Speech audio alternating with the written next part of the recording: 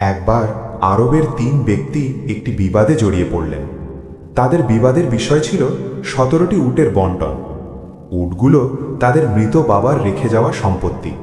বাবার ওসিয়ত অনুযায়ী উটগুলো এই নিয়মে ভাগ করার কথা ছিল যে বড় ছেলে পাবেন মোট উটের অর্ধেক, ২-এর ১ অংশ। মেঝ ছেলে পাবেন মোট উটের ১/৩ ৩-এর ১ অংশ। ছোট ছেলে পাবেন মোট উটের ৯ ভাগের ১ ভাগ, ৯-এর ১ অংশ। তারা হিসাব করতে গিয়ে দেখলেন যে ১৭কে ২, ৩ বা ৯ দিয়ে নিঃশেষে ভাগ করা যায় না। ১৭টি উটের অর্ধেক করলে হয় ৮.৫টি উট। উট তো আর কেটে ভাগ করা সম্ভব নয়। তারা অনেক চেষ্টা করেও কোনো সমাধানে পৌঁছতে পারলেন না এবং ঝগড়া শুরু করলেন। অবশেষে তারা এই কঠিন সমস্যার সমাধানের জন্য হযরত আলী রাদিয়াল্লাহু আনহু-এর কাছে গেলেন।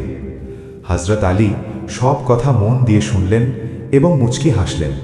তিনি বললেন, আমি কি আমার পক্ষ থেকে একটি উট তোমাদের উটগুলোর সাথে যোগ করতে পারি? এতে তোমাদের হিসাব সহজ হবে। ভাইয়েরা রাজি হল। এখন উটের সংখ্যা হল ১৭ + ১ = ১৮টি। এবার আলী রাদিয়াল্লাহু আনহু ওসিয়ত অনুযায়ী ভাগ শুরু করলেন।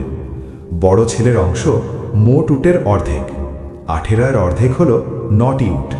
সে আগে পাচ্ছিল ৮.৫টি, এখন ৯টি পেয়ে খুশি হল।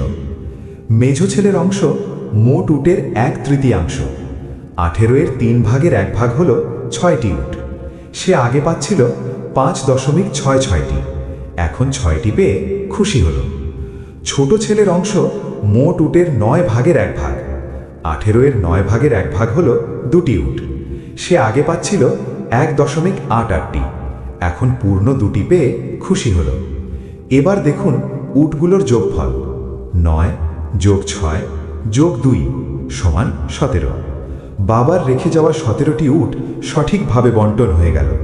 বাকি রইল একটি উট, যেটি হযরত আলী রাদিয়াল্লাহু আনহু নিজের পক্ষ থেকে যোগ করেছিলেন। তিনি সেই উটটি ফিরিয়ে নিলেন।